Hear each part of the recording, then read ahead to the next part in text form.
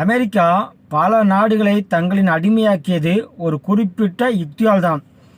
ஈராக்கில் கூட Saddam Hussein ஈராக்கில் அசைக்க முடியாத தலைவராக இருந்தார் ஒரு காலத்தில்.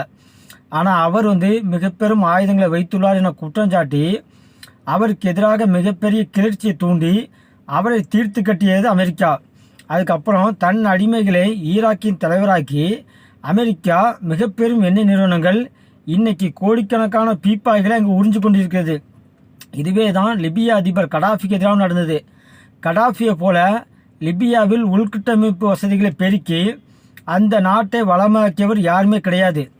ஆனால் அமெரிக்காவோ அவருக்கு எதிராகவும் தன் அசுர ஊடகங்களை வைத்து பொய் செய்தியை பரப்பி அவரை அவரின் மக்களை வைத்தே கொடுமையாக தீர்த்து கட்டியது. சமீபத்தில் கூட அவரின் மகன் கூட மறைமுகமாக அமெரிக்கா தாக்குதலினால் தீர்த்து கட்டப்பட்டார்.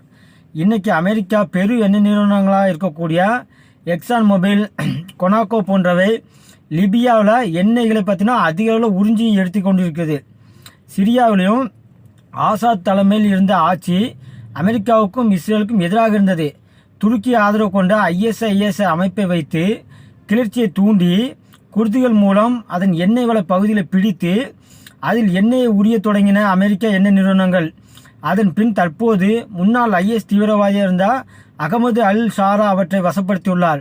இருந்தாலும் அது தற்போது மறைமுகமாக அமெரிக்காவின் அடிமைகளாக இருக்கிறது. வெனிசுலாவிலும் மக்களால் தேர்ந்தெடுக்கப்பட்ட அதிபர் மதுரோவை ஏதேதோ குற்றம் சொல்லி கடத்தி சென்றது அமெரிக்கா. தற்போது வெனிசுலாவில் எண்ணெய் வயல்கள் அமெரிக்கா வசம் வந்துவிட்டது. மறுபக்கமோ சன்னி இஸ்லாமிய நாடுகளாக இருக்கக்கூடிய சவுதி அரேபியா, அமீரகம், கத்தார், குவைத்து, பக்ரைன் என அனைத்தும் இன்னைக்கு அமெரிக்காவின் கொத்தடிமைகளாக இருக்கின்றன. அமெரிக்காவின் கொத்தடிமைகளாக இருப்பதால் அவற்றில் சர்வாதிகார மன்னராட்சி இருந்தாலும் நடந்தாலும் அதை அமெரிக்கா கண்டுகொள்ள மாட்டேங்குது. உலகில் யார் கச்சா எண்ணெய் வாங்குவதாக இருந்தாலும் அமெரிக்கா டாலரில் தான் வாங்க வேண்டும் என்பது எழுதப்படாத ஒன்று. இதன் மூலம் அமெரிக்காவின் டாலருக்கு எப்போதும் கிராக்கி இருக்கும். ஆக தற்போது உலகில் கச்சா எண்ணெய் உற்பத்தி செய்யும் நாடுகளில் இரண்டே தான் அமெரிக்காவுக்கு அடிமையாக இல்லாதவை. ஒன்று ரஷ்யா, மற்றது ஈரான். நேட்டோ வார்சா ஒப்பந்தத்தை மீறி உக்ரைனுக்குள் மூக்கை நுழைத்தது நேட்டோ. அதன் விளைவால் ரஷ்யா உக்ரைன் மீது தாக்குதல் தொடுக்க உக்ரைனுக்கு ஆயுதம் சப்ளை செய்தது அமெரிக்கா. இந்த போரில் ரஷ்யா அமெரிக்கா ஆயுதங்கள் மற்றும் போர் கருவிகளான பேட்ரியாட், டாட், ஹிமார்ஸ் போன்றவை எப்படி எதிர்கொள்வது என்பதை கற்றுக்கொண்டது. மேலும் 21ஆம் நூற்றாண்டு ட்ரோன் போர் யுக்திகளையும் கற்றுக்கொண்டது ரஷ்யா. ரஷ்யா மீது பொருளாதார தடை விதித்து அதை முடக்க பார்த்தது அமெரிக்கா. ஆனால் ரஷ்யா இந்தியாவுக்கு தள்ளுபடி விலையில் கச்சா எண்ணெய் விற்று பொருளாதாரத்தை மீட்டெடுத்தது.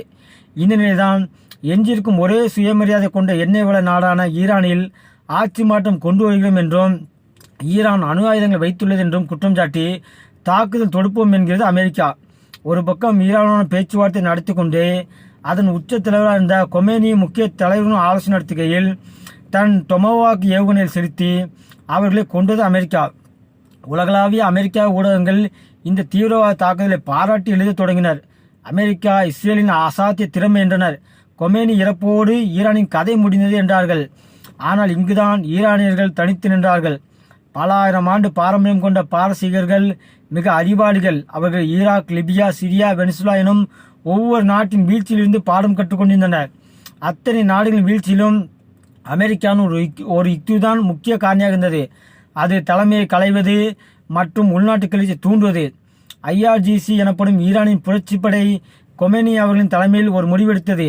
யார் கொல்லப்பட்டாலும் எதிர்ப்பு தொடர வேண்டும், அதற்கு தேவையான அதிகார பரவல் வேண்டும். IRGC ஈரானின் புரட்சிப்படை 31 மையங்களாக ஈரான் முழுவதும் பிரிக்கப்பட்டன. ஒவ்வொரு மையமும் சுயமாக இயங்க வேண்டும். ஆழம் விழுதுகள் போல் இவை எதிரணியை தன்னிச்சையாக முடிவெடுத்து தாக்கிக் கொண்டே இருக்கும். ஒவ்வொரு மையமும் தனக்கு தேவையான ஆயுதங்களை உற்பத்தி செய்து கொள்ளும். ஒரு தலை இருந்தால் தானே வெட்டி விடலாம். தலையில்லாத 1000 கரங்கள் சுயமாக சிந்தித்து செயல்பட்டால் ஈரானில் மலையும் பாலைவனமும் சேர்ந்த பகுதி.